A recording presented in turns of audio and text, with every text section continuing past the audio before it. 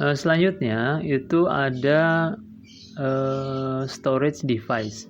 Jadi data yang telah kita inputkan menggunakan input device kemudian masuk ke dalam processing device, itu data ini akan kita simpan ya di dalam storage device. Jadi storage device ini adalah sebuah hardware ya yang bertugas untuk melakukan proses penyimpanan data.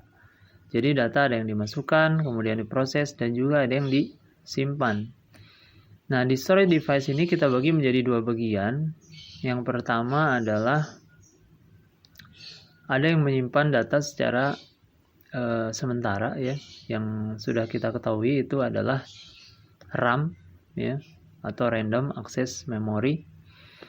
Nah, RAM ini dia berfungsi untuk menyimpan data secara sementara ya. Kemudian yang kedua, ada juga yang kita namakan sebagai pusat penyimpanan data secara tetap. Yang dimaksud adalah yang pertama ada hard disk ya, yang sudah kita pernah pelajari. Kemudian ada hard disk, kemudian ada flash disk ya. Hard disk, flash disk itu tempat penyimpanan data secara tetap.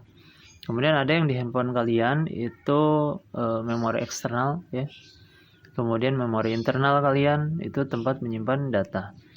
Data ini sendiri juga bisa berbentuk macam-macam ya. Ada file video, ada file gambar, ada file aplikasi ya, sistem operasi dan lain sebagainya. Semua disimpan di dalam storage device ya. Kemudian kalau untuk yang RAM itu dia seperti yang sudah kita pernah jelaskan, dia menyimpan data secara sementara. Artinya yang disimpan itu bukan data tetap. Yang disimpan di sini adalah sebuah proses yang berjalan. Jadi setiap proses yang berjalan baik itu di handphone kita, di laptop, di komputer kita gitu ya. Prosesnya ini disimpan di dalam memori ya, atau di dalam RAM. Sehingga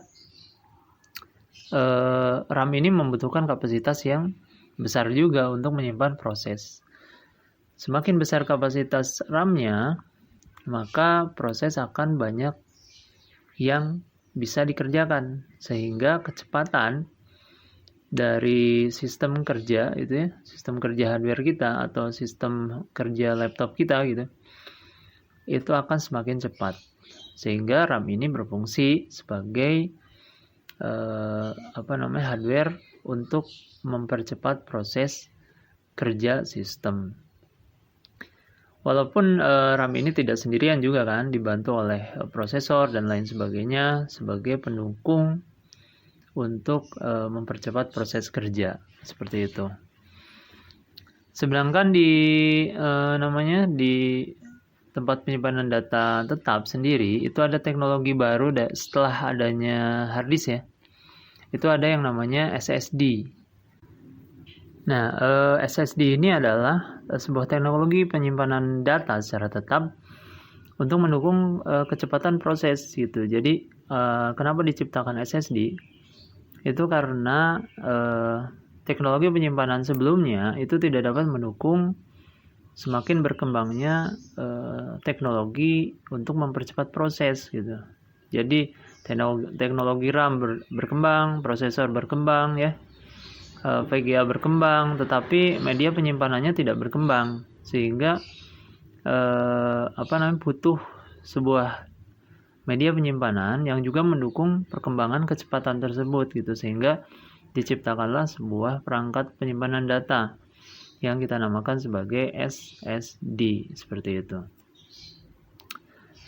Ini seputar dari device atau storage device ya, yaitu perangkat yang berhubungan dengan tempat penyimpanan data.